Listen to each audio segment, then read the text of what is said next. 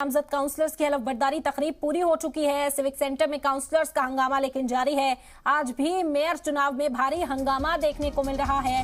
इस बीच एक अमल जिसको सबसे पहले अंजाम देना था वो यहां पर पूरा हुआ। नामजद काउंसलर्स की हलफ बर्दारी तकरीब पूरी हो गई है।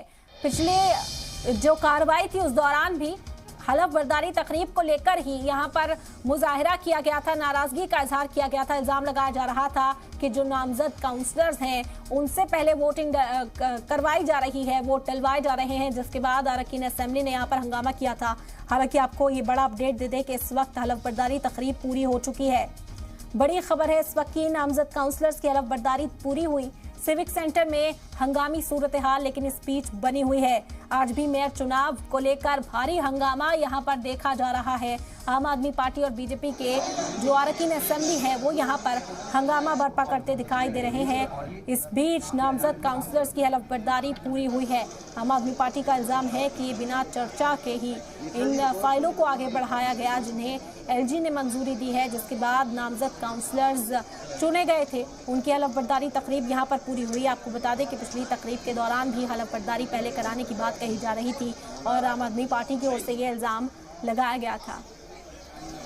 और इस वक्त मजीद जानकारी के लिए अपने नुमाइंदा तरुण कालरा का रुख करेंगे। तरुण, क्या कुछ सूरत हाल इस वक्त देखने को मिल रही है?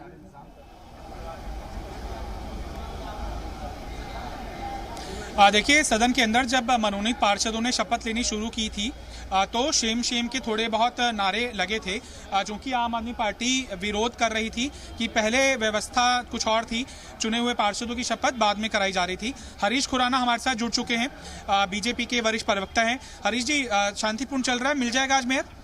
हमें तो पिछली बार भी उम्मीद थी। हंगामा क्रिएट करने वाले आम आदमी पार्टी के विधायक और पार्षद थे। आज भी विधायक और पार्षद के लोग सुखद तरीके से चलाएं, हमें पूरी उम्मीद है।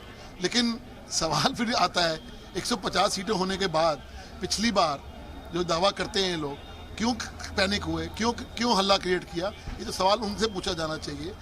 पिछली बार नॉमिनेट पार्षदों को लेकर इन्होंने हल्ला मचाया था। आज नॉमिनेट पार्षदों ने पहले ओथ ली, सवाल तो वही आज होने दी, पिछली बार नहीं होने दी। तो आम आदमी पार्टी से सवाल पूछा जाना चाहिए कि आज जब होने दी गई तो पिछली बार क्यों नहीं होने दी, सवाल उनसे पूछा जाना चाहिए। मनोनीत पार्षदों की वोटिंग राइट को लेकर क्या है रुख? देखिए, वो तो पीठासीन अधिकारी तय करेंगे, लेकिन जो व्यक्ति ये दावा करता हो 150 सीटें मेरी हैं, वो घबरा क्यों रहा है, वो इतना पैनिक क्यों है? पैनिक उनकी शक्ल पे साफ नजर आ रहा है, चाहे वो सौरभ भारद्वाज हो, चाहे वो आम आदमी पार्टी के तमाम। तो तरुण यहाँ पर हमारे साथ बने हुए थे, बीजेपी की ओर से रुख यहाँ पर साझा किया जा रहा है। आपको बता दें कि आम आदमी पार्टी वर्सेस बीजेपी ये पूरी लड़ाई। अंदर शेम के नारे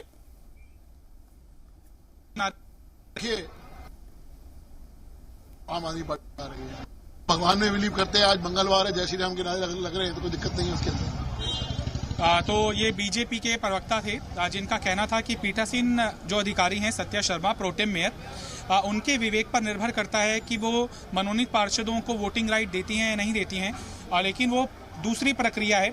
अभी जो प्रक्रिया चल रही है, करीबन 25 से 30 जो पार्षद हैं वो शपथ ले चुके हैं। आखिरी जो मैं शपथ देखकर आया था वो बॉबी किन्नर, जो सुल्तानपुरी माजरा की आम आदमी पार्टी की पार्षद हैं, पहली ऐसी पार्षद हैं जो किन्नर समुदाय से चुनकर आई हैं।